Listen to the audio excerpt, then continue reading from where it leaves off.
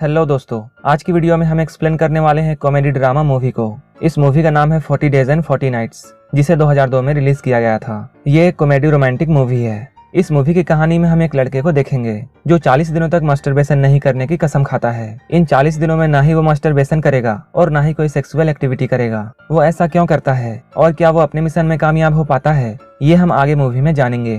तो चलिए इस मूवी को शुरू करते हैं। इस मूवी की शुरुआत में हम मैट को देखते हैं जो कि एक रेस्टोरेंट में बैठा होता है और वो लड़कियां पटाने में एक्सपर्ट है। वो इस रेस्टोरेंट में बैठकर अपनी गर्लफ्रेंड की फोटोज देख रहा होता है। इसके बाद हम उसे चर्च में देखते हैं। वो अपने भाई से मिलने के लिए जाता है। उसका भाई चर्च में पादरी बनने की प्रैक्टिस कर रहा है। वो अपने भाई को ये बताता है कि उसकी गर्लफ्रेंड के साथ उसका ब्रेकअप हो गया है और अब वो उसे भूलना चाहता है। उसे भूलने के लिए वो बहुत सारी लड़कियों के साथ इंटीमेट होता है, लेकिन जब भी वो किसी के साथ इंटीमेट हो रहा होता है उस वक्त उसे सीलिंग में क्रैक्स दिखाई देते हैं, जिसकी वजह से वो डर जाता है और किसी भी लड़की को वो खुश नहीं कर पाता है। मैट की बातें काफी अजीब होती है, इसलिए उसका भाई उसकी कोई भी मदद नहीं कर पाता है। इसके बाद मैट अपने दोस्त रैन से मिलने के लिए जाता है। ये दोनों शाम में बार में जाने का प्लानिंग करते हैं। इसके बाद शाम में ये दोनों बार में पहुंच जाते हैं, जहां मैट एक लड़की से बातें करता है और उसे अपना दीवाना बना लेता है। इसके बाद वो उस लड़की को अपने घर ले जाकर इंटीमेट होने लगता है, लेकिन तभी उसे फिर से सीलिंग में क्रैक्स नजर आने लगते हैं। क्रैक्स देखकर वो बहुत डर जाता है और वो वहां से जल्दी से भाग जाता है। इसके बाद हम मैट को उसके ऑफिस जाते हुए देखते हैं। मैट एक वेब डिजाइनर है। जब वो अपने ऑफिस के कैंटीन में जाता है तब उसे ये बात पता चलती है कि उसकी एक्स गर्लफ्रेंड की एंगेजमेंट हो गई है। ये सुनकर उसे बहुत बुरा लगता है। इसके बाद वो दौड़ता हुआ उस जगह पर जाता है जहां आज उसकी गर्लफ्रेंड की एंगेजमेंट थी। वो जब वहां पहुंचता है तो इस पार्टी को देखकर वो सैड हो जाता है, लेकिन वहां उसे एक खूबसूरत लड़की दिखाई देती है और इसके बाद वो उस लड़की को पटा लेता है। इसके कुछ दिनों के बाद मैट फिर से अपने भाई के पास जाता है और अपनी सारी बातें अपने भाई को बताता है। यहीं पे मैट अपने भाई से ये कहता है कि वो अब अपने पापों का पश्चाताप करना चाहता है और इसलिए वो अगले 40 दिनों तक कोई भी सेक्सुअल एक्टिविटी नहीं करेगा और ना ही मास्टरबेशन करेगा। ये सुनकर उसका भाई उसे समझाता है ये करना बहुत मुश्किल है और तुम ये नहीं कर पाओगे, लेकिन मैट अपने भाई से फिर से ये कहता है वो अगले 40 दिनों तक ऐसा कुछ भी नहीं करेगा। अगले दिन मैट अपने रूम से वो सारी चीजों को हटा देता है जिसे देखकर उसकी नीयत खराब होती थी। मैट अपना एक दिन आसानी से गुजार लेता है और वो अब अपने आप को बिजी रखने के लिए छोटे मोटे काम करता है। उसी वक्त रैन उसके पास आता है और उसे अपने साथ क्लब चलने के लिए कहता है, लेकिन मैट यहाँ पर बहाना बनाता है और वो कहता है उसे कपड़े धोने हैं, इसलिए वो क्लब नहीं जाएगा। शाम में जब मैट लॉन्ड्री में अपने कपड़े धोने के लिए जाता है तब उसकी मुलाकात एक लड़की से होती है और इस लड़की का नाम एरिका है। एरिका मैट को देखकर उससे इम्प्रेस हो जाती है और वो मैट से बातें करने की कोशिश करती है, लेकिन मैट अपने वादे के मुताबिक उसमें कोई भी इंटरेस्ट नहीं दिखाता है और वो गूंगा होने का बहाना करता है, क्योंकि अगर वो एरिका से बातें करना शुरू कर देता तब इन लोगों की कहानी बहुत आगे तक चली जाती। एरिका मैट से कहती है तुमसे फिर मुलाकात होगी और ये कहकर वो वहाँ से चली जाती है। अब एक हफ्ता गुजर चुका है और मैट अपने आप को एक हफ्ते तक कंट्रोल करके रखे हुए है। वो अब अपने काम पर ज्यादा ध्यान देता है।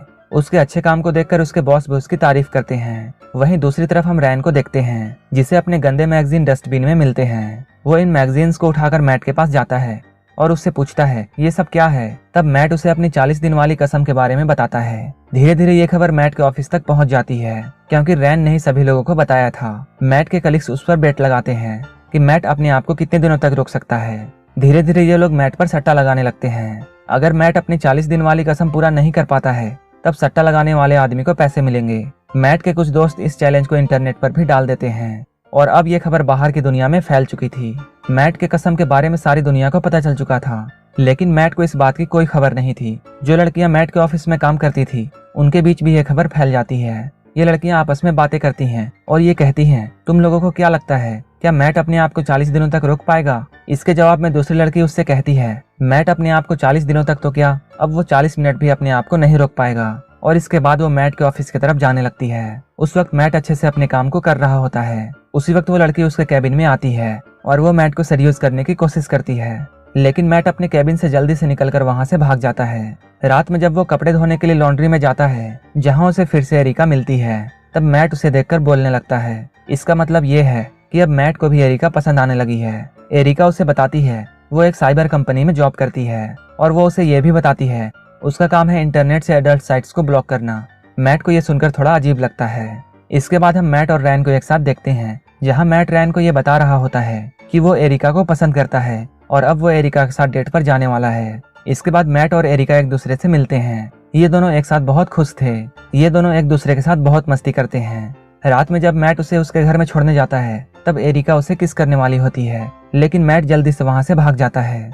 अगले दिन जब मैट अपने ऑफिस में जाता है तब कैंटीन का वेटर उसे उसके डेट के बारे में पूछता है। मैट जब वेटर की बातों को सुनता है तो वो बहुत हैरान होता है और वो सोचता है इसे मेरे डेट के बारे में कैसे पता है। वो सोचता है मैंने तो ये बात सिर्फ रैन को बताई थी। तभी वहाँ पर उसका एक दोस्त क्रिस आता है और वो मैट को उसके बारे में बताता है। वो कहता है तुम्हारी कहानी इंटरनेट में फैल चुकी है और तुम्हारे कसम के बारे में अब सबको पता है। धीरे धीरे एरिका को भी मैट के बारे में पता चल जाता है। इसके बाद एरिका मैट से मिलती है जो कि मैट से काफी नाराज थी। एरिका मैट से इसलिए भी गुस्सा होती है क्योंकि उसका मानना था मैट ने अपने 40 दिन के कसम को पूरा करने के लिए उसका इस्तेमाल किया है। मैट ये सब सुनकर रैन पर बहुत गुस्सा होता है और वो घर आकर मैट को बहुत सुनाता है। अगले हफ्ते जब मैट लॉन्ड्री में जाता है तब एरिका उसे नहीं मिलती है, लेकिन एरिका के बजाय उसे एरिका का एक लेटर मिलता है जिसमें एरिका ने उसे डिनर के लिए इन्वाइट किया था। इसके बाद मैट एरिका से मिलने के लिए डिनर में जाता है। यहीं पर उसकी नजर उसकी एक्स गर्लफ्रेंड निकोल पर पड़ती है। अपनी एक्स को देखकर मैट उदास हो जाता है और वो अपनी तबीयत का बहाना बनाकर वहां से जाने की कोशिश करता है, लेकिन यहीं पर अचानक उसके शर्ट में आग लग जाती है। आग देखकर वो बहुत घबरा जाता है और जोर जोर से चिल्लाने लगता है। सारे लोग मैट को देखने लगते हैं और निकोल भी मैट को देख लेती है। इसके बाद निकोल मैट के पास आती है और यहाँ मैट एरिका को निकोल से मिलवाता है। एरिका फिर से मैट पर गुस्सा होती है और वो कहती है तुमने अपने एक्स के बारे में मुझे क्यों नहीं बताया, और गुस्सा होकर वहां से जाने लगती है। अगले दिन ऑफिस में मैट जब अपना काम कर रहा होता है तब उसके कैबिन में 2 लड़कियां आती हैं और वो दोनों मैट को सेड्यूस करने लगती है, लेकिन मैट उन दोनों को देखकर जल्दी से भागने लगता है। इसके बाद मैट अपने भाई के पास जाता है और वो अपने भाई को ये बताता है अब उसे सारी लड़कियां टॉपलेस दिखती हैं। उसका भाई मैट को समझाता है और वो कहता है तुम्हें इस बारे में हमारे पेरेंट्स से बात करनी चाहिए। इसके बाद दोनों भाई अपने घर जाते हैं और ये लोग अपने पेरेंट्स के साथ डिनर कर रहे होते हैं। तभी मैट के फादर उसे अपने जवानी के दिनों के बारे में बताते हैं और वो अपने सेक्सुअल लाइफ के बारे में इन दोनों को बताते हैं। मैट को उनकी बातों को सुनकर बहुत अजीब लगता है। मैट किसी तरह अपने 35 दिन ऐसे गुजार लेता है। मैट के ऑफिस में उसका एक कलीग उसके ड्रिंक में वाइग्रा मिलाकर देता है, लेकिन मैट उस जूस को पीने से बच जाता है। लेकिन इस जूस को मैट का बॉस गलती से पी लेता है। जब बॉस इस जूस को पूरा पीता है तब इस गोली का असर उसमें दिखने लगता है। वहीं दूसरी ओर मैट का कलीग मैट को ढूंढते हुए उसके ऑफिस में आता है। वो ऐसा सोच रहा था कि उसकी गोली वाली ड्रिंक को मैट ने पी ली है। इसके बाद वो मैट के पास आता है और वो उससे कहता है अगर तुमने आज मास्टरबेशन किया तो मैं शर्त जीत जाऊंगा और इनाम में मुझे $18,000 मिलेंगे, जिसे मैं और तुम आधा आधा बांट सकते हैं। उसकी बातों को सुनकर मैट लालच में आ जाता है। इसके बाद मैट एक सेक्सी मैगजीन को उठाता है और टिश्यू पेपर लेकर सीधा बाथरूम में चला जाता है। मैट का दोस्त काफी खुश हो रहा था क्योंकि वो शर्त जीतने वाला था। इस ऑफिस में जितने भी लोग काम करते थे वो सारे लोग बाथरूम के बाहर खड़े हो जाते हैं ताकि वो मैट का कार्यक्रम देख सके। मैट मास्टरबेट करने ही वाला होता है, लेकिन तभी उसे बगल के बाथरूम से किसी और के मास्टरबेट करने की आवाज आती है। जब वो नीचे देखता है तब उससे ये बात पता चलती है कि ये आदमी कोई और नहीं बल्कि उसका बॉस है। उस गोली की वजह से उसका बॉस लगातार 3 बार मास्टरबेट कर चुका है। ये सब देखकर मैट जल्दी से बाथरूम के खिड़की से भाग जाता है। इसके बाद वो एरिका से मिलने के लिए उसके घर जाता है और अपने साथ वो एरिका के लिए फूल भी ले जाता है। ये दोनों एक दूसरे से रोमांस करते हैं, लेकिन सिर्फ ऊपर से। सुबह जब एरिका उठती है तब मैट वहां से जा चुका था। आज मैट का 38वां दिन है। मैट को आज एक प्रेजेंटेशन देने के लिए जाना था। जब वो अपने ऑफिस में पहुंचता है तब उसका हथियार बिल्कुल खड़ा था। ये देखकर मैट के कलीग और उसका बॉस उसे घर भेज देते हैं। मैट जब अपने घर में आता है तब निकोल उससे मिलने के लिए आती है। मैट निकोल को जब अपने घर में देखता है तो उसे काफी अजीब लगता है। निकोल यहाँ मैट को बताती है वो अपने फियांसी से ब्रेकअप कर चुकी है और अब वो मैट के साथ रहना चाहती है, लेकिन मैट निकोल को समझाता है और वो कहता है अब वो उसके साथ नहीं रह सकता है। इसके बाद निकोल क्रिस के पास जाती है और वो मैट पर बेट लगाती है। तब क्रिस उसे बताता है जैसे ही मैट के 40 दिन पूरे हो जाएंगे वो एरिका के साथ इंटीमेट होगा। ये सुनकर एरिका को गुस्सा आता है और वो क्रिस से कहती है वो 40 दिन पूरा होने से पहले ही मैट के साथ इंटीमेट होगी। इधर 40वां दिन आ चुका था। अब मैट को बस एक दिन गुजारना है, लेकिन उसका हथियार संभाले नहीं संभल रहा था। वो उसे शांत करने के लिए ठंडा पानी और बर्फ डालता है, लेकिन अब इसका कोई भी असर नहीं होता है। आज के दिन मैट को सारी लड़कियां न्यूड दिख रही थी। वो इन सारी चीजों से बचना चाहता था, इसलिए वो जल्दी से अपने भाई के पास चर्च में जाता है, लेकिन वो वहां जाकर देखता है उसका भाई एक नन के साथ मजे कर रहा है। वो अपने भाई से जाकर कहता है मुझे अब सभी तरफ न्यूड लड़कियां दिखाई देती हैं, लेकिन उसका भाई उससे कहता है मैं खुद को संभाल नहीं पा रहा हूँ तो तुम्हारी मदद मैं कैसे कर सकता हूँ। शाम में जब मैट घर वापस आता है तब उसका दोस्त रैन एक कॉल गर्ल को लेकर वहाँ आता है। वो लड़की भी यहाँ आकर मैट को सेड्यूस करती है। मैट रैन से ये कहता है मुझे बेड से बांध दो, नहीं तो मैं खुद पर कंट्रोल नहीं कर पाऊंगा। रैन भी अपने दोस्त की बात मान जाता है और वो मैट को उसी तरह बांध देता है जैसा कि मैट ने उसे बांधने के लिए कहा था। इसके बाद रैन अपनी कॉल गर्ल को लेकर वहाँ से चला जाता है। इधर एरिका मैट से मिलने के लिए तैयार हो रही होती है क्योंकि आज मैट के 40 दिन पूरा होने वाला था और जैसे ही 40 दिन पूरा होते एरिका और मैट एक दूसरे से इंटीमेट होते।